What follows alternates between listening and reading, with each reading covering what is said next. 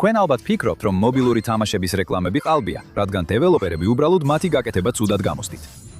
სულაც ასე არ არის. ეს თამაში საერთოდ არ არსებობს. თქვენ უბრალოდ საცდელი კურდღელი იყავით მრავალმილიარდიან ფსიქოლოგიურ ექსპერიმენტში. ეს ყველაფერი შექმნილია იმისთვის, რომ ზუსტად გაიგონ, რამდენად დიდ ტყუილს აიტანს თქვენი ტვინი, სანამ გატყდება. და ეს მუშაობს, რადგან ალგორითმი, რომელიც ამ ყველაფერს მართავს, უბრალოდ ამტკიცებს, რომ თქვენთვის ტყუილის თქმა ყველაზე მომგებიანია კომპანიისთვის. და ეს ყოველთვის იყო მთავარი აზრი. პირველი თავი 81 მილიარდი დოლარის ჰალუცინაცია 2025 წლის ბოლოსთვის.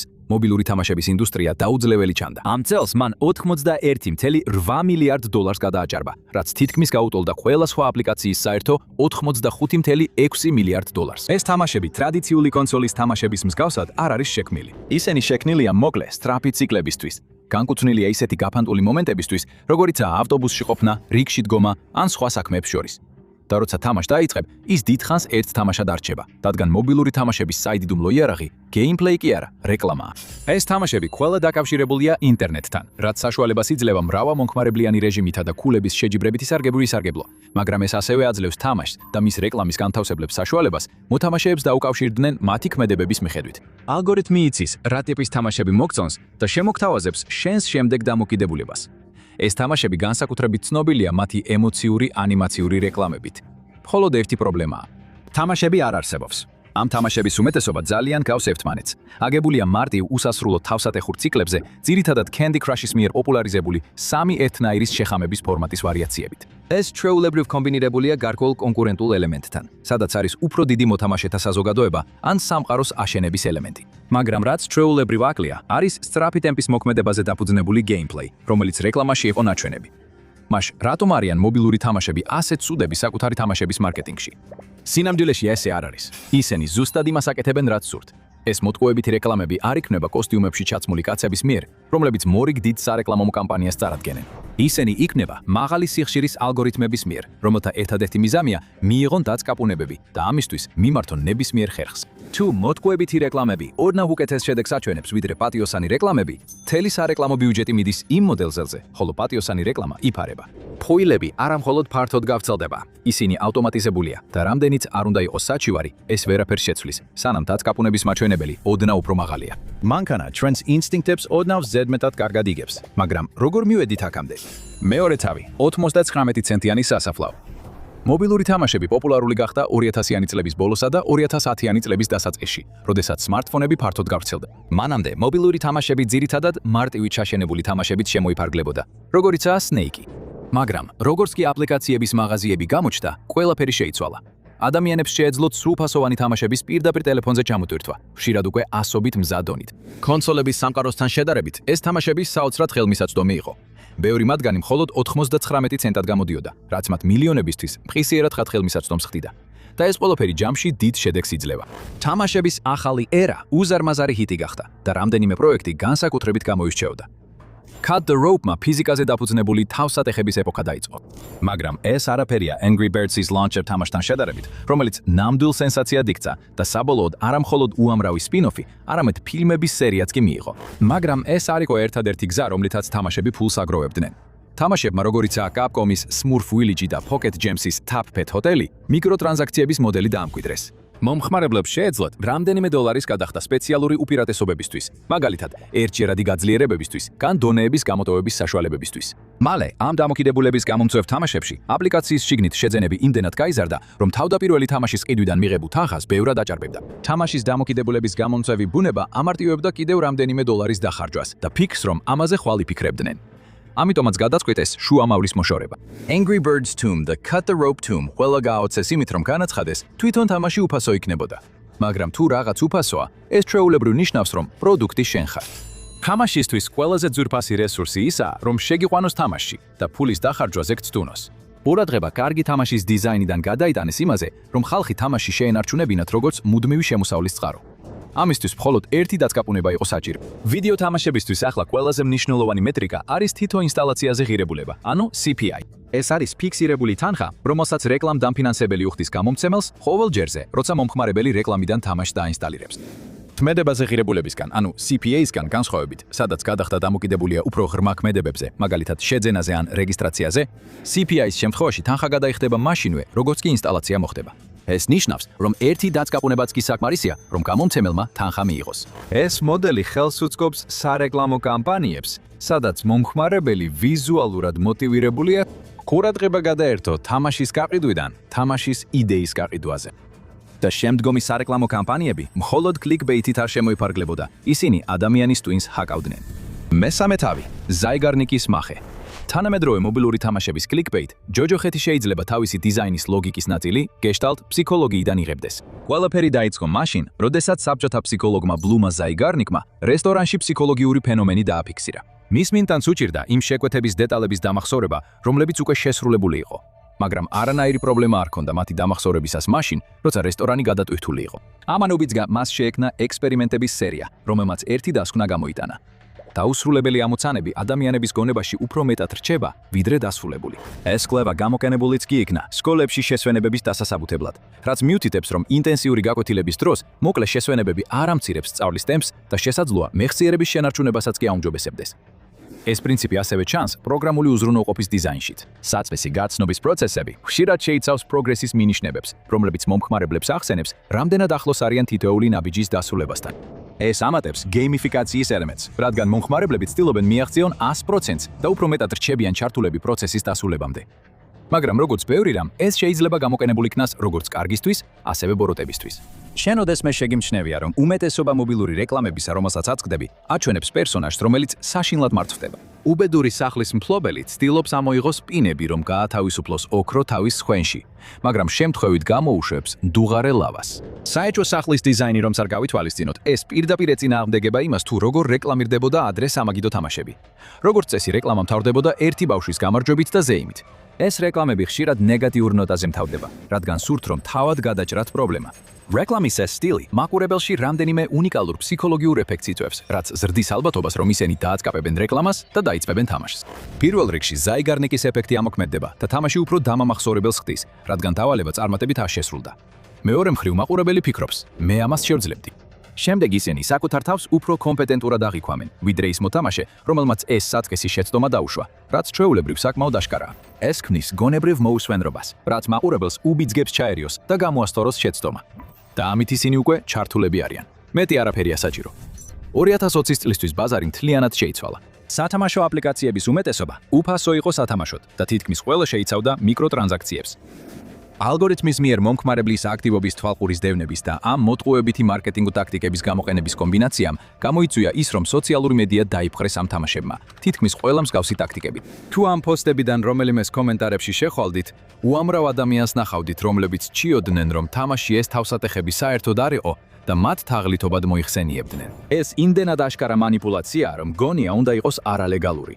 და გარკვეული პერიოდის განმავლობაში თითქმის ასეც იყო. მეოთხე თავი 2020 წლის საკანონმდებლო ხარვეზი. შეერთებულ შტატებში სარეკლამო კანონები შედარებით ნაკლებად მკაცრია მსოფლიოს სხვა ქვეყნებთან შედარებით და სასამართლოში თაღლითობის დამტკიცება რთულია. მაგრამ მობილური თამაშები გლობალურ ბაზარზე მოქმედებენ და საზღვარგარეთ მიღებული მნიშვნელოვანი გადაწყვეტილება მაინც აიძულებს კომპანიებს შეცვალონ კურსი.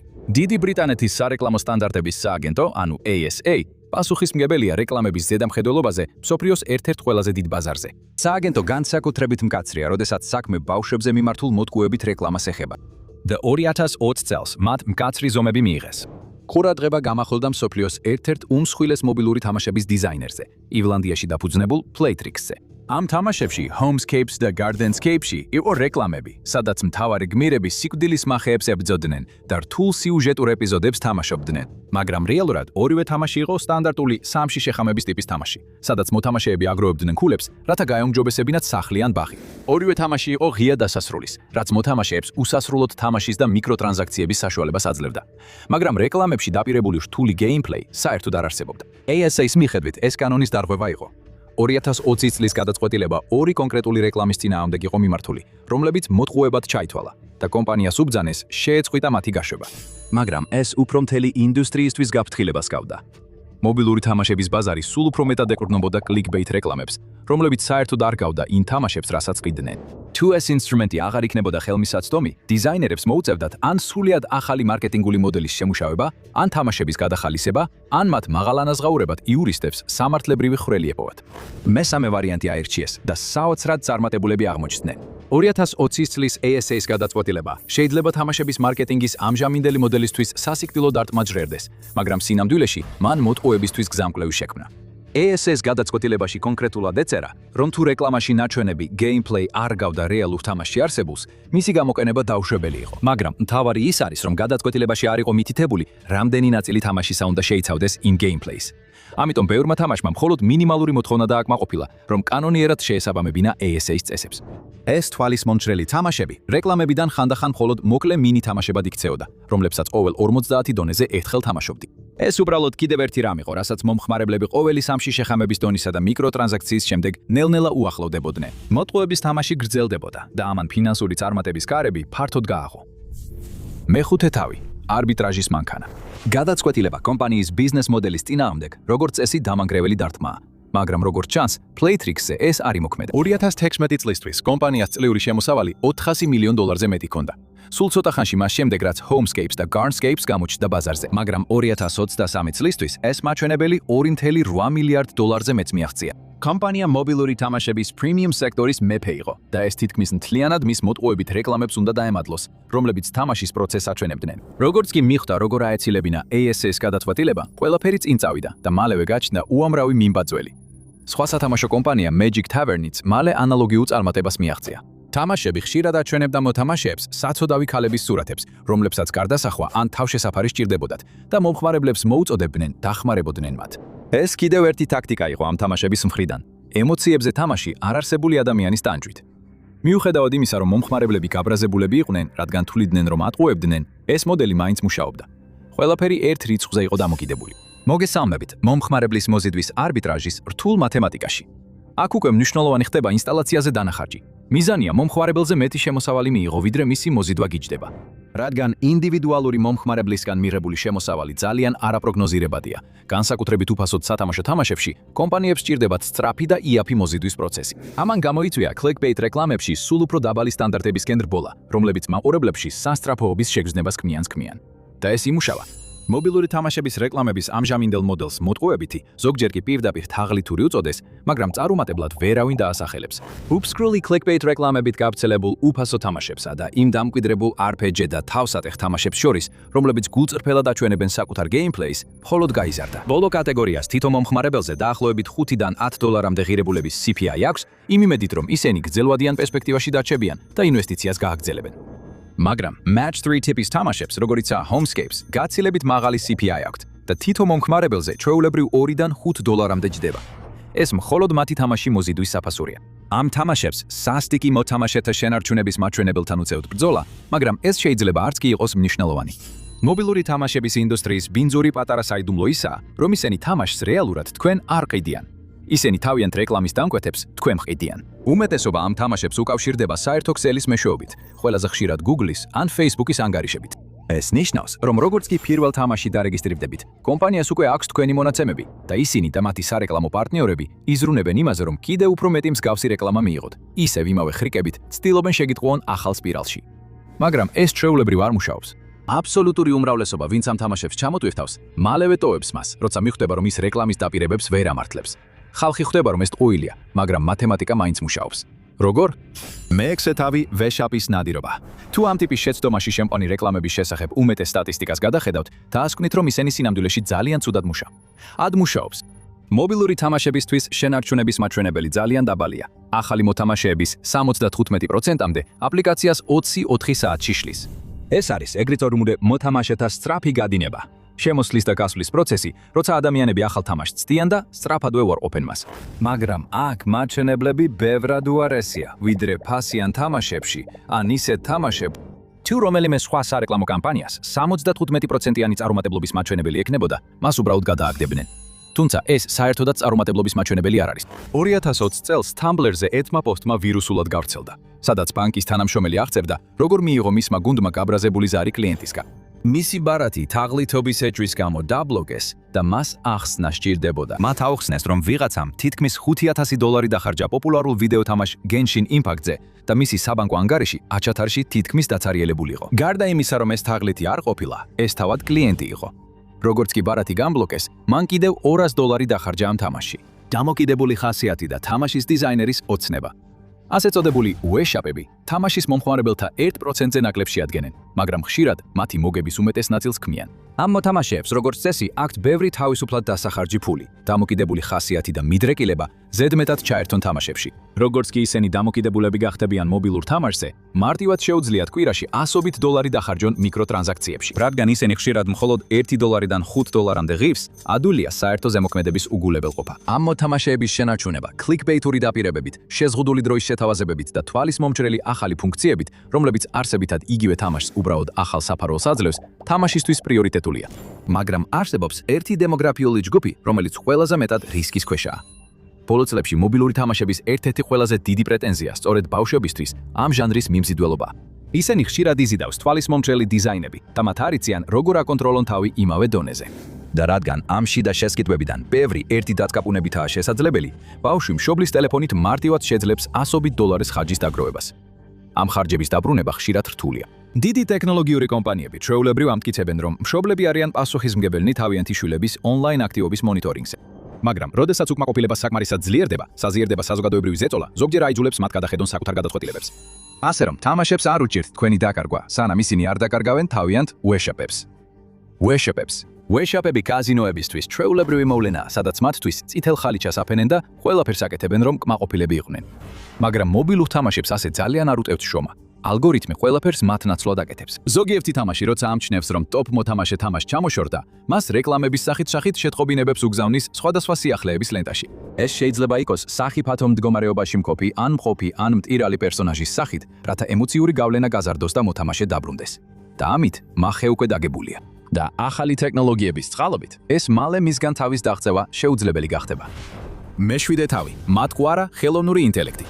ამჟამად ამ თამაშების უმეტესობა თამაშის უშუალო პროცესში შედარებით ცოტა ძალისხმევას დებს. ისინი რეგულარულად უშვებენ ახალ დონეებს, მაგრამ უმეტესობა ძველი დონეების ოდნავ შეცვლილი ვერსიაა. ახალი ფუნქციები როცა ჩნდება, ძირითადად არსებული მექანიკების გეიმიფიკაცია, რომლeth შექმნილია იმისთვის, რომ ხალხმა უფრო მეტი დრო გაატაროს საიტზე. მაგრამ რაზეც ისინი ბევრ დროს ხარჯავენ, ეს არის დეტალური წარუმატებლობის სცენარების შექმნა, რომლებიც ხალხს ტაიმლაინზე ეჩვენება და მათ ყავთ დიზაინერები, რომ ეს სცენარები მაქსიმალურად საინტერესო და დრამატული გამოიყურებოდეს. ან ყოველ შემთხვევაში ესე იყო. AI ვიდეო გენერატორები, როგორიცაა Runway და Google Flow, სწრაფად ხდებიან უნარიანი, რომ მხოლოდ 1 წუთში შექმნან მოკლე ვიდეო რგოლები. თუმცა ეს ვიდეო რგოლების სრულყოფილებას ძალიან შორსაა და ხშირად სავსეა ანიმაციის შეცდომებით. ეს მათ ზოგადად კომერციული გამოყენებისთვის უარგის ხდის, მაგრამ იდეალურ ხდის კლიკბეიტზე ორიენტირებული მობილური თამაშების რეკლამებისთვის. თამაში შეიძლება ჩაანაცვლოს თავისი ადამიან დიზაინერები, რეკლამები გააჩინოს ორჯერ სწრაფად და შექმნას უსასრულო ნაკადი მყისიერად განთავსებული რეკლამებისა, რომლებიც მიზნად ისახავს ადამიანების თამაში ჩათრევას და ამასთან ერთად ისინი ადამიანური დიზაინის უკანასკნელ ნარჩენებსაც მიითრევენ. ეს მომხმარებლის მოზიდვის ხარჯს თითქმის ნულამდე დაიყვანს. გუნდს მხოლოდ ერთი თანამშრომელი სჭირდება მარკეტინგში, რომ რეკლამებს ზედამხედველობა გაუწიოს და AI გენერატორისთვის პრომპტები მოიფიქროს. მოგების მარჟა კიდევ უფრო გაიზრდება იმ თამაშებისთვის, რომლებიც კლიკბეიტზეა ორიენტირებული, რაც კიდევ უფრო გაართულებს კონკურენციას იმ თამაშებისთვის, რომლებიც ნამდვილ მარკეტინგს ცდილობენ. და რადგან მეტა თამაში კიდევ უფრო მეტად გადაინაცვლებს ამ მოტყუებით სავსე მობილურ რეკლამებზე, სტუდიებს ნაკლები მოტივაცია ექნებათ, რომ რაიმე სხვა სცადონ, გარდა იმისა, რომ უბრალოდ თავიანთი match 3 ძრავებს მხოლოდ ვიზუალი შეუცვალონ. და ამას შეიძლება მუდმივი გავლენა ჰქონდეს. მერვე თავი, კლიკის ფასი. ეს გაცნობიერება ახალი არ არის. მობილური თამაშების ეპოქა უკვე 15 წელზე მეტია გრძელდება. ამ დროის უმეტეს ნაწილში ინდუსტრია სულ უფრო მეტად გადადის რეკლამებზე, რომლებიც პირდაპირ ატყუებენ აუდიტორიას. უარყოფითმა კომენტარებმა რეკლამებზე გავლენა ვერ მოახდინა, ხოლო მათ წინააღმდეგ სამართლებრივი საქმე მხოლოდ მცირე გაფრთხილებად დასრულდა. ამასობაში აუდიტორია ნელ-ნელა მიაჩვიეს იმას, რომ ყველა რეკლამა, რომელიც მობილურ თამაშს უწევს რეკლამას, უბრალოდ ატყუებს მათ. დობა დაკარგულია და ბევრი ადამიანისთვის ის აღარ დაბრუნდება. მაგრამ ეს არაფერია, რადგან მსხვილი მხარჯველები ჯერ კიდევ იქ არიან, ხომ ასეა? როდესაც თამაშები მსხვილ მხარჯველებზე არიან დამოკიდებული, ისინი დიდ რისკზე მიდიან. ერთი მსხვილი მხარჯველის მშობლებისგან ფინანსურად მოწყვეტა, სამსახურის დაკარგვა ან უბრალოდ შეცდომაზე გაბრაზება და თამაშის მიტოვება დიდ გავლენას ახდენს თამაშის შემოსავალზე. გარდა ამისა, მსხვილი მხარჯველები ასაკში შედიან. ზოგი დაქორწინდება, შვილები ეყოლება და უბრალოდ თამაში უბრალოდ აღარ დააინტერესებს. ეს ნიშნავს, რომ მათ ახალი მოთამაშეების პოვნა სხვაგან მოუწევთ და შეიძლება აღმოაჩინონ, რომ საკუთარ ხაფანგში გაებნენ. ბევრი ანგარიში არსებობს იმის შესახებ, რომ Z-თაობა და Alpha-თაობა აქტიურად მტულად არიან განწყობილნი ხელოვნური ინტელექტის ნიდაის მიმართ და ყველაფერს, რაც მოტყუებითაა დაკავშირებული, ზიზღით ხელოვნურ ინტელექტს უწოდებენ. ეს ნიშნავს, რომ ესეთი მარკეტინგული სტრატეგიები შეიძლება მათ საერთოდ დააფრთხოს. მაგრამ ზიანი უკვე შეიძლება მიყენებული იყოს. ეს უფასო clickbait-ზე აგებული თამაშები ყველგანაა App Store-ში. ძნელია გაარჩიო რამდენიმე კარგი თამაში ცუდებისგან, რაც ნიშნავს, რომ დროა დავიწყოთ ძებნა იმ ალმასებისა, რომლებიც ნაგავშია დამალული. App Store-ს ისევ აქვს თავისი ადგილი, როგორც მარტივი და იაფი სივრცე დამოუკიდებელი თამაშების დიზაინერებისთვის, რომ დაიწყონ თავიანთი საქმიანობა. ეს თამაშები, როგორც წესი, ერთჯერადი გადახდის პრემიუმ თამაშებია, უნიკალური გეიმპლეით და ისინი ჯერ კიდევ შეიძლება იქ-იპოვოთ.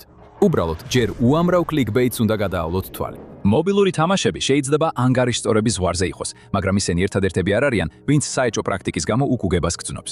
ნახეთ Ticketmaster. Ticketmaster-ს ბოლოს და ბოლოს ის ერგო, რაც ეკუთვნოდა. ან უყურეთ ამას.